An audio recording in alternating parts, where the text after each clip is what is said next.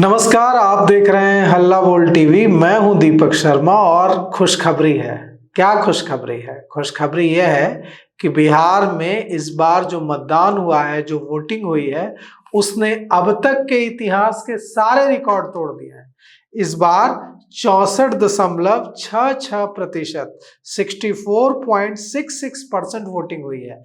यह बिहार के इतिहास में सबसे ज्यादा वोटिंग है। इतनी वोटिंग आज तक कभी न बिहार विधानसभा चुनाव में हुई थी, न कभी लोकसभा चुनाव में हुई थी। बिहार विधानसभा में 2000 में सबसे ज्यादा वोटिंग हुई थी। इससे पहले 62.57%, मतलब 62.57%। 2000 का रिकॉर्ड भी इस बार टूट गया है।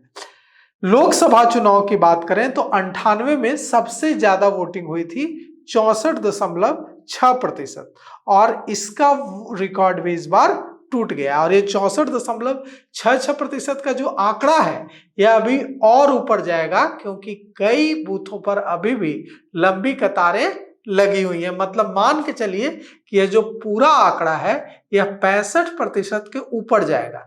65% मतदान, सोचिए कितनी बड़ी सफलता है यह, कि 65% मतदान बिहार में हुआ है, जो अब तक बिहार के इतिहास में सबसे ज्यादा मतदान है।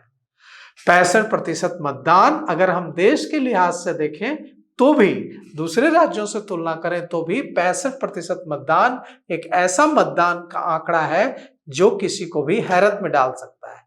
ऐसा तब होता है जब किसी पार्टी की लहर चल रही होती है। तो क्या बिहार में किसी पार्टी की लहर चल रही है? 65% लोग अगर घरों से वोट डालने के लिए निकले हैं, मतलब कुछ ठान लिया है लोगों ने।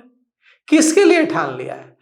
एक बड़ी पुरानी बात है लोकतंत्र में कि लोग सत्ता बचाने के लिए, मतलब सरकार बचाने के लिए नहीं निकलते हैं, लोग सरकार बदलने के लिए निकलते हैं। लेकिन यह जो कहावत है, यह भी इस बार सही साबित नहीं हो रही है, क्योंकि महागठबंधन में भी जो फीडबैक आ रहा है, बहुत ज्यादा उत्साहजनक नहीं है।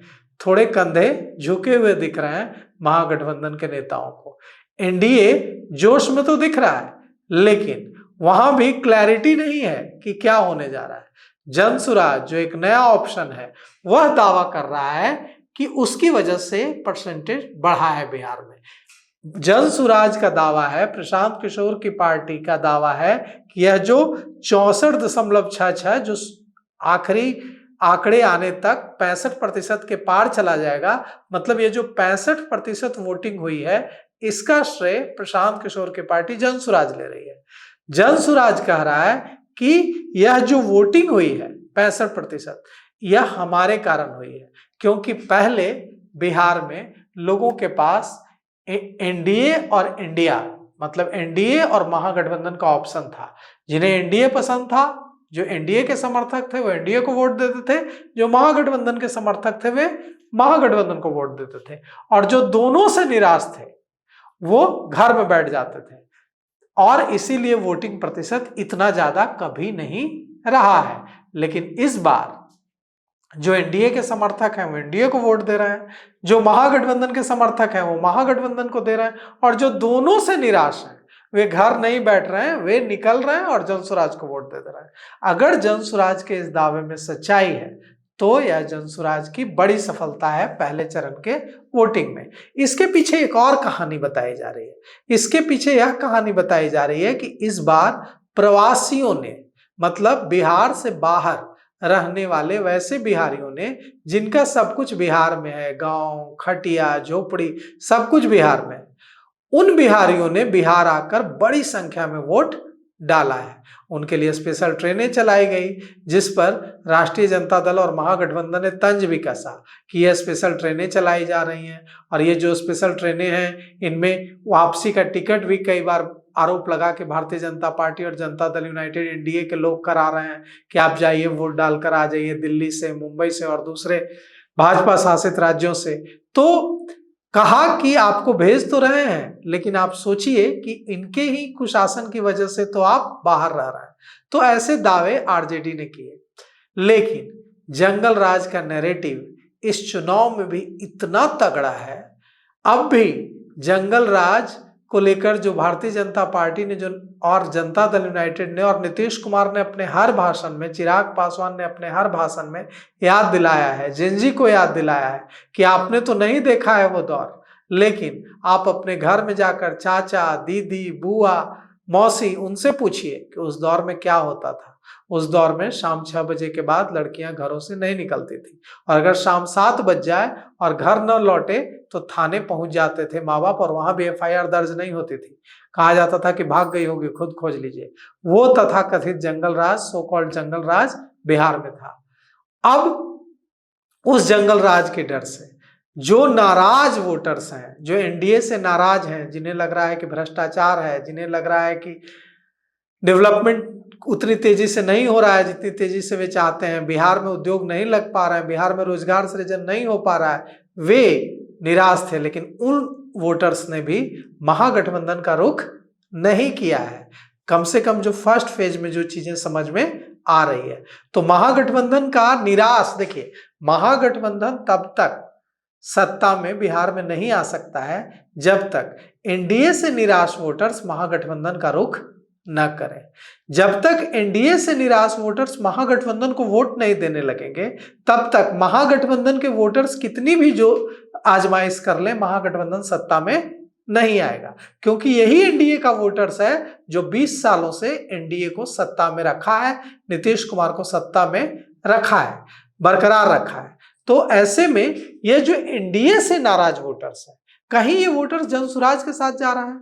अगर ऐसा है कि एनडीए से नाराज वोटर जनसुराज के साथ जा रहा है, तो यहां प्रशांत किशोर बड़ी जीत लेने में कामयाब होते दिख रहे हैं। और भारतीय जनता पार्टी ने जिस तरह से मुंगेर, जिस तरह से ब्रह्मपुर, जिस तरह से दानापुर और जिस तरह से दूसरी सीटों पर प्रत्याशियों को, जनसुराज के प्रत्याशियों को बैठाया, आरोप लगे अमित शाह पर, आरोप लगे धर्मेंद्र प्रधान शिक्षा मंत्री पर, उसके बाद यह कहा जा रहा था कि डर है एनडीए को कि एनडीए के नाराज कोर वोटर्स महागठबंधन को तो वोट नहीं देंगे लेकिन जनसुराज को दे देंगे। इसीलिए अब तक 4 विकेट एनडीए के नेता, भारतीय जनता पार्टी के नेता, जदयू के नेता, तमाम एनडीए का कुनबा जनसुराज के 4 विकेट गिरा चुका है। मतलब 4 प्रत्याशियों को अपने पाले में कर चुका है जिन्हें जनसुराज ने टिकट दिया था। अभी दूसरे फेज का इलेक्शन बाकी है, इसमें कितने प्रत्याशियों को अपने पाले में करने की कोशिश एनडीए करता है। ऐसी खबर तो नहीं आई कि किसी तरफ महागठबंधन ने जनसुराज के किसी प्रत्याशी को अपने पाले में कर लिया। इसी से पता चल रहा है कि जनसुराज एनडीए को ज्यादा नुकसान पहुंचा रहा है, महागठबंधन से ज्यादा नुकसान जनसुराज की वजह से एनडीए को हो रहा है। क्योंकि एनडीए के खिलाफ जो एंटी इनकम्बेंसी है, जो 20 सालों से सत्ता में रहने के कारण है, वो जो एंटी इनकम्बेंसी है, वो वोटर्स, नाराज वोटर्स जंगल राज वाले नैरेटिव की वजह से नहीं जाकर महागठबंधन के साथ चला जा रहा है, जनसुराज के साथ। और अगर यह सच है तो यहां पर प्रशांत किशोर किंग मेकर की भूमिका में नजर आएंगे और बिहार में इस बार ऐसी स्थिति बन जाएगी कि सत्ता की चाबी 14 तारीख को प्रशांत किशोर घुमाते हुए नजर आएंगे। उनके पास इतने विधायक होंगे, हंग असेंबली होगी कि प्रशांत किशोर जिसके साथ जाएंगे उसकी सरकार बनेगी। अब प्रशांत किशोर ने इस बारे में पहले से ही कह दिया है कि हम किसी की सरकार नहीं बनाएंगे, हम अब पूर्ण बहुमत आएगा तो अपनी सरकार बनाएंगे, नहीं तो हम तो विपक्ष में बैठेंगे, हम 5 साल इंतजार करेंगे। सोचिए वैसी स्थिति में क्या होगा? क्या 2005 वाले हालात हो जाएंगे? क्या बाईपोल होगा?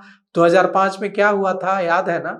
2005 में रामविलास पासवान के हाथ सत्ता की चाबी आ गई थी। 29 विधायक जीत कर आए थे लोजपा के, रामविलास पासवान के, और वे घुमा रहे थे चाबी कि मैं जिसे सत्ता की चाबी दूंगा वही सत्ता पर पहुंचेगा। लेकिन वो चाबी घुमाते रह गए और फिर से चुनाव कराना पड़ा, क्योंकि उन्होंने मुस्लिम मुख्यमंत्री की मांग कर दी थी और लालू प्रसाद यादव इसके लिए तैयार नहीं हुए थे।